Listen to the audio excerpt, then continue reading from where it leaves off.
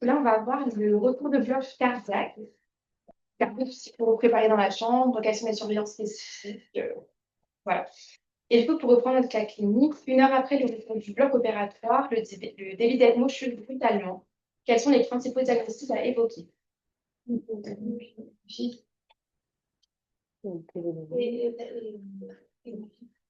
Oui, parfait. Alors, donc, on va voir les 3 phases un peu du retour de bloc. Déjà, l'anticipation avant que le patient il soit en chambre. On est prévenu souvent par les médecins qu'il y a un patient au bloc. Quand on l'a envoyé nous, soit il m'a fait carrément. Donc, que préparer dans sa chambre. Ensuite, comment ça se passe à l'arrivée du patient. Et après, quels sont les dispositifs spécifiques liés au bloc qu'on utilise. Nous, pas forcément en réanimation, qu'est-ce qu'il faut surveiller, etc. Alors, dans notre chambre, déjà, un peu comme d'habitude pour n'importe quelle entrée, on va vérifier que la chambre elle est bien montée de A à Z. On peut refaire un petit tour de la checklist rapidement. Mais en tout cas, c'est des trucs vraiment de base, le bas-vu, l'aspiration, qui est un peu tout le matériel. On va surtout vérifier aussi, on va ramener en plus 2 prises de vide pour les draps. Parce que quasiment systématiquement, quand même systématiquement, les retours de bloc, il y aura toujours des draps à mettre en aspiration à l'arrivée du patient. On va voir d'ailleurs que c'est une des priorités et un des éléments de surveillance les plus importants. Pour quantifier ces drains, normalement, les 12 heures post-bloc, on va devoir traire toutes les heures les drains pour les quantifier. Et pour ça, dans le service, on a une petite feuille spécifique avec les heures et la quantification horaire. Et du coup, on aura aussi besoin d'une pince à traire. On peut faire une technique avec du chat. On mouille la tubulure, on utilise le clan qu'il y a déjà sur les drains pour créer une prise de vide, quoi, mais on a la pince à traire qui fonctionne aussi bien. Et pour vérifier aussi l'environnement de manière plus générale, on s'assure quand même que le chariot d'urgence, il est scellé et il est bien présent dans l'unité, parce qu'on peut en avoir besoin. C'est des patients quand même qui arrivent et qui sont en général assez instables. Et pareil pour le défibrillateur, on a vu du coup avec Victor, c'est des patients qui sont très sujets à faire des troubles du rythme. Donc bien vérifier que le défibrillateur, il est présent, chargé, que le petit test, il est fait avec la petite croix verte là, et que les électrodes sont branchées. Voilà. Et ensuite, donc, comme je disais, les médecins vont nous prévenir que le patient est au bloc et nous, il va falloir vraiment qu'on essaye de grappiller toutes les informations possibles pour pouvoir au mieux préparer notre chambre. Et même nous, par exemple, pour pouvoir nous organiser, parce qu'en général, on a un autre patient à charge ou 2 patients à charge, on va essayer vraiment de finir ce qu'on a à faire, entre guillemets, dans les chambres de ces patients-là, parce qu'on sait qu'il va y avoir un gros patient, entre guillemets, qui va arriver, dans lequel on va passer beaucoup de temps dans la chambre. Donc, si on peut finir nos tours, essayer de stabiliser les patients qu'on a déjà, franchement, c'est l'idéal. Et ensuite, pour préparer au mieux l'arrivée du patient, on va demander vraiment au médecin comment se passe le bloc, est-ce que le patient est assez stable ou est-ce que vraiment ça s'annonce compliqué, est-ce que c'est une chirurgie complexe, est-ce que ça va vraiment pas. On peut demander où sont les cathés pour commencer, nous, de notre côté, à monter les rampes de cathés. En général, ce sera toujours en flux interne droite et en KTA en radial droit, souvent, comme on a vu par rapport à l'ECMO, les surveillances du centre barbicain. Est-ce qu'il y a des catécholamines pendant le bloc? En général, oui, mais ça peut dépendre de la tolérance du patient.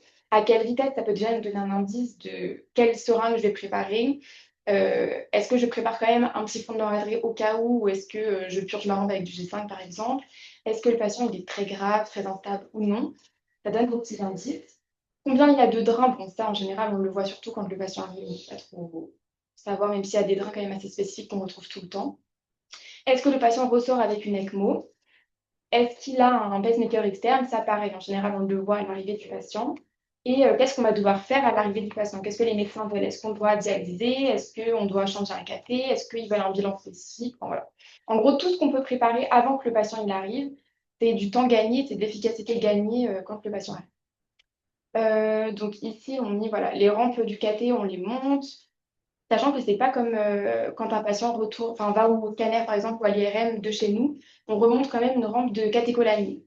Chez nous, on ne change jamais les rampes de catécho, vu que là, on va voir qu'au bloc, c'est des sites d'injection différents pour la noradré, la dobu, etc. On va remonter l'intégralité de nos rampes aux normes du service. On prépare nos seringues de catécho, on rentre plus ou moins de la dobu dans la chambre en fonction de ce que le patient va nécessiter. On prépare nos bilans, on prépare les prises d'air du coup pour les drains, la feuille horaire, la pince à terre et éventuellement le matériel si on doit poser un cathé ou autre. Une fois que tout est prêt, notre patient arrive. En général, on peut même envoyer le lit avec le babyscope et tout. Ça évite les transferts au lit qui sont un peu compliqués parce que c'est des patients qui arrivent avec vachement de dispositifs, à être instables, plein de couches seringues dans le lit, les drains qu'il ne faut pas renverser. Enfin, ça fait assez délicat. Donc, si on peut envoyer le lit, ça fait déjà ça de moins à manipuler quand le patient arrive. Donc, quand le patient arrive, le mieux, c'est d'être entouré. Donc, on appelle le médecin et l'interne qui s'occupe de la chambre pour qu'ils soient présents au moment de l'arrivée du patient, que eux fassent les transmissions avec les médecins et qu'ils soient présents pour voir comment le patient est-ce qu'il est stable, instable, qu'est-ce qu'il faut faire. C'est bien d'avoir les deux infirmiers de l'unité ou l'infirmier renfort ou un des infirmiers qui est dispo. Enfin, en tout cas, c'est pas mal d'être plusieurs avec un aide-soignant. Et c'est même bien aussi souvent quand il y a des gens qui restent en dehors de la chambre pour nous passer, je sais pas, un ringère, un truc qui manque, nous ramener des médicaments. En tout cas, être entouré parce que ça demande pas mal de gestes.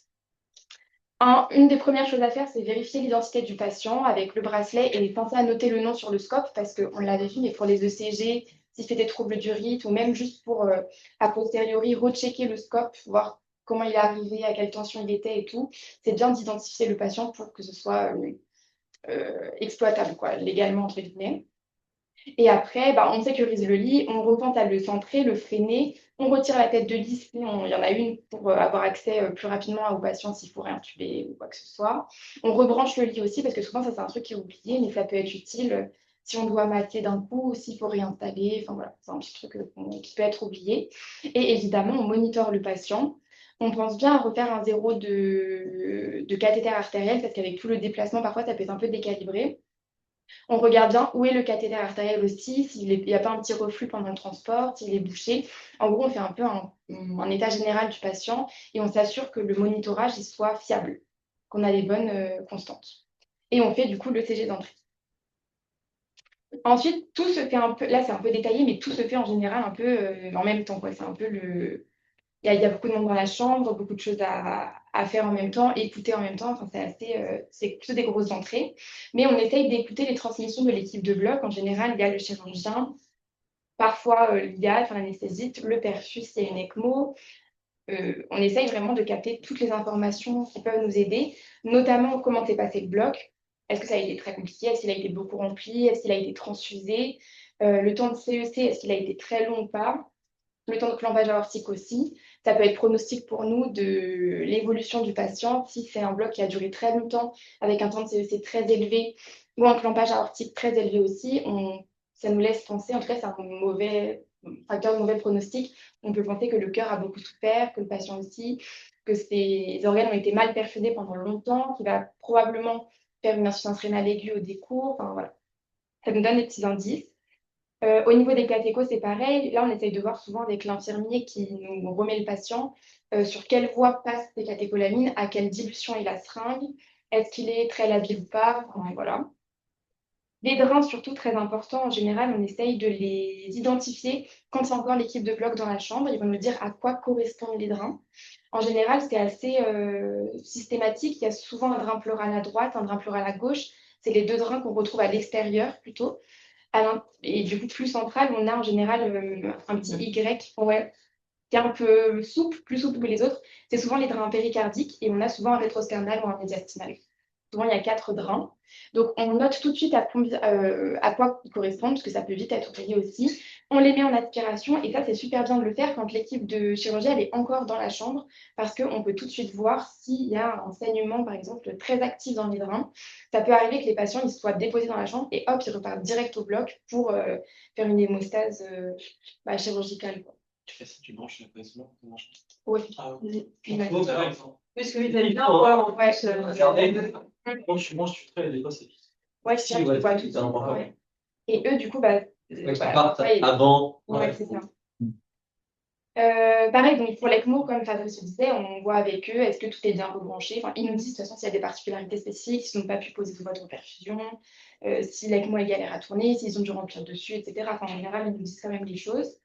Et on check aussi le pacemaker. Donc, est-ce qu'il est allumé ou éteint? Ça peut arriver qu'il ressorte en fait si j'en ai pas besoin. La perfusion, elle peut être posée à posteriori. Oui, ouais. Ok. Ouais. Mais en général, le bloc, ils essayent de la poser. Enfin, ils ont le temps, entre guillemets, de la poser. Ils sont les poses en extrême urgence, hors du bloc, où ça peut. Ils ont essayé, et ça a manqué, mais vu la situation, pour que le patient il parte avec les mots qui tournent sans qu'il y ait de repercussion, qu'il soit stabilisé chez nous, voilà, et qu'on se voit dans un second temps, il ne va pas esquimer sa jambe en 10 minutes, que ce soit géré dans les heures à venir. Mais... Ok. Et donc, pour le pacemaker, juste qu'on soit, donc on va voir aussi un peu plus tard, mais c'est les médecins qui vont vérifier tous les seuils, etc. du pacemaker.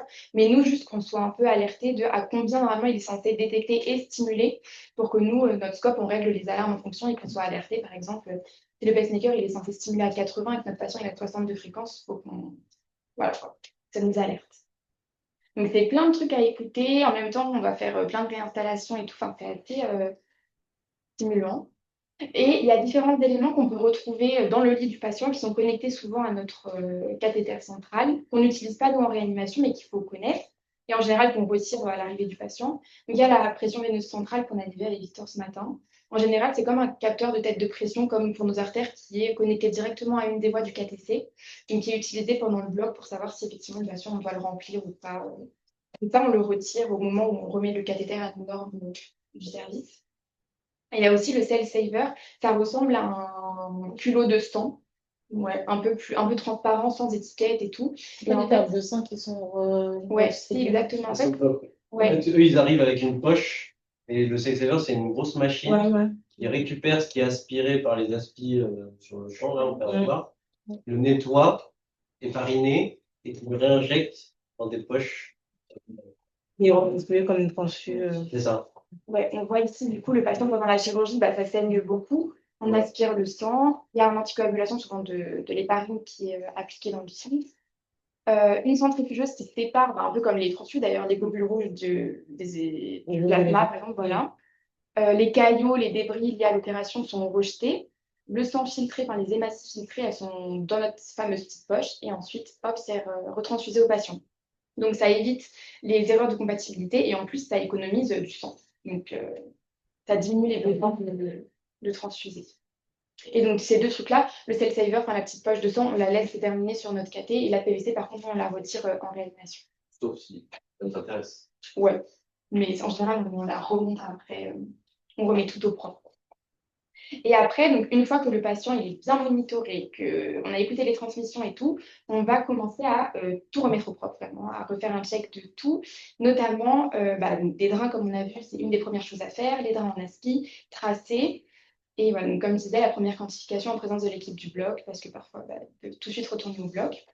Ensuite, au niveau, ce qui va être très important, c'est de savoir s'il se passe quelque chose, où je peux injecter et qu'est-ce qui passe sur le cathéter central. Parce que souvent, c'est vraiment le bazar dans le lit. Le KTC, il y a toutes les voies emmêlées. En plus, ils n'injectent pas les choses sur les mêmes voies que nous. Donc, c'est hyper important de pouvoir identifier rapidement s'il y a des lignes, par exemple, quelle est par exemple la voie sur laquelle passe la noradrée ou la doubu, qu'on ne soit pas dans l'urgence à boluser un médicament qui n'aurait pas dû être bolusé. Donc, on va tout de suite essayer de remettre aux normes de chez nous.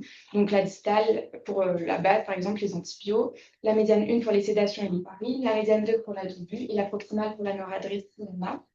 Et pour faire ça, donc, au moment de remettre le cathé au propre, on va se mettre en stérile avec notre binôme infirmier. Et on va surtout s'assurer que le patient est bien monitoré, qu'on a une tension notamment fiable, parce que les relais de catécholamine, souvent, ça va impliquer qu'on clampe la voie du KTC et que nous, on connecte assez rapidement notre voie purgée avec la noradrée. Mais souvent, ce n'est pas les mêmes dilutions et les patients très instables qui arrivent avec des grosses doses de catécho tolèrent super mal les espèces de relais forcés, quoi. Donc, c'est important de pouvoir bien monitorer. Et même si on sent que le patient il est un peu déjà instable, prévenir les médecins. Bon, là, on va devoir remettre le cathé au propre. On va clamper, je sais pas, ça dure une demi-seconde, mais parfois, c'est mal toléré.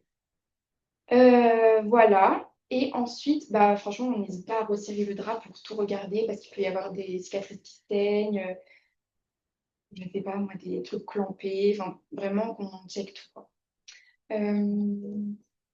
Voilà, et en même temps, en général, on commence à faire un tour de surveillance complet, donc classique, le tour de surveillance sur la pancarte, avec tout ce qui est tout à vérifier. La durée, on va apporter une attention particulière en retour de bloc, parce que comme on a vu la circulation extracorporelle prolongée au bloc et le clampage aortique, souvent, les reins, ils prennent quand même ils n'ont pas très bien perfusé pendant le bloc, et ça aboutit très souvent à une insuffisance rénale aiguë. Et les premiers signes, ça va être le patient qui casse sa durée. Voilà. C'est pour ça que des fois, on demande le temps de clampage. Oui, ça peut être un élément pronostic, quoi. Est-ce que le patient est marbré, c'est amusé? On vérifie les surveillances de l'ECMO dont on a déjà parlé, mais est-ce qu'il y a besoin de pouls? Après, bon, c'est des petits trucs pas très urgents chez nous, mais refaire le cordon, parce que souvent, le bloc, ils font une espèce de cordon avec du tensioplast, des sparadraps et tout. Donc, bien refaire le point, est-ce que à quel repère est ma sonde, refaire le cordon, etc. Surveiller donc bien les brins, fête horaire, le rendement, l'aspect, est-ce que c'est stéreux, est-ce que c'est vraiment sanglant et actif, est-ce que ça oscille, est-ce que ça bulle et est-ce que j'ai besoin de prêt. Et surtout, on alerte au moindre doute, il vaut mieux prévenir le médecin et s'inquiéter que finalement laisser un drain saigner ou laisser un drain, ne pas donner assez. Et voilà, parce que ça peut avoir des conséquences graves qu'on reverra à la fin. Après, c'est 12 heures ou 24 heures? 12 heures. C'est 12 heures. Ouais, ouais. Le pacemaker externe, donc voilà, juste vérifier s'il est bien allumé, s'il est activé. Ah oui, sur le scope, on peut activer, nous, un mode stimulé. Et en fait, on verra visuellement, je ne sais pas s'il y a un patient qui fait ça là-bas, je ne crois pas, mais on verra les spikes des stimulations électriques. Ouais. Et ça, si on n'a pas le mode stimulé sur le scope, on ne le verra pas très bien. Ouais. Donc voilà.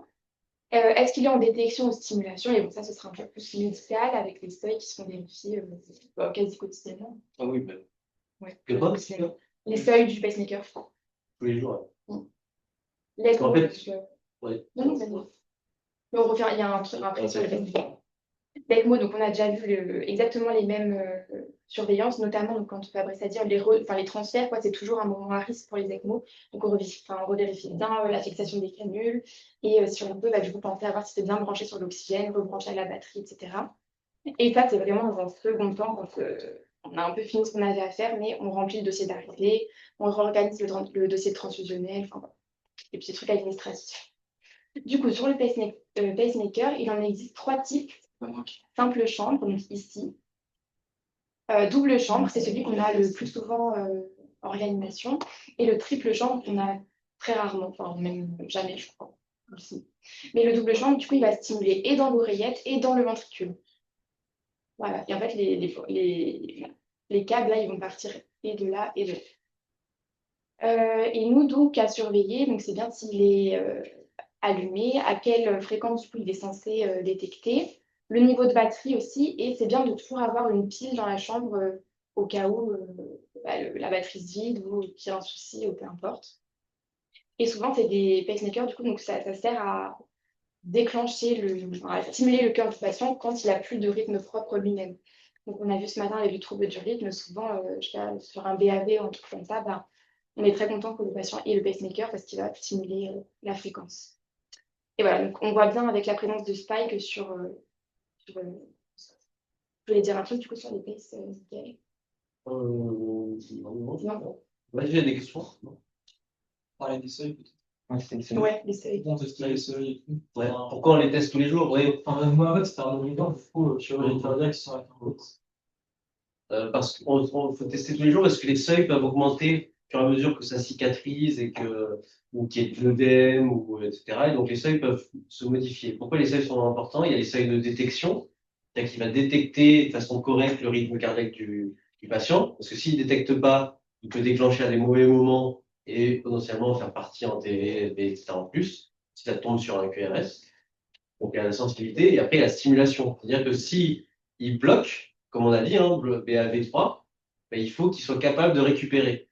Sinon, il ne sert à rien. Donc, on ne peut pas savoir s'il ne sert à rien tant qu'il ne stimule pas. Sauf que quand il en a besoin et qu'il est dysfonctionnel, ça ne marchera pas. Et en fait, on n'attend pas le fait qu'il en ait besoin pour voir si ça marche ou pas. Il faut tester tous les jours pour voir s'il est prêt à fonctionner, si jamais il se bloque. Je sais pas si c'est clair.